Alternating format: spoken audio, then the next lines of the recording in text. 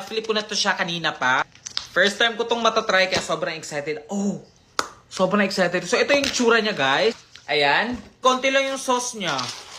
Yung napapanood ko, ang daming sauce pero dito parang konti lang. Anyway, let's try. Taste test. The moment of truth. Let's go.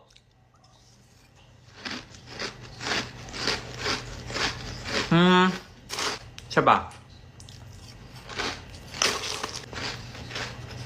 Yung sauce niya, medyo nabitin ako kasi hindi siya masyadong sauce. Medyo dry siya. Pwede na siya for its price kasi mura naman na siya. Next naman natin itry itong chocolate. Sobrang trending din ito guys. Ito lagi yung nakikita kong tinatry ng mga napapanood ko dito sa TikTok. Ano ito?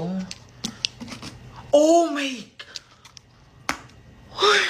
Oh, naku mga guys. Pero kung kanina sa matcha guys, parang kinulang sa sauce. Dito ang daming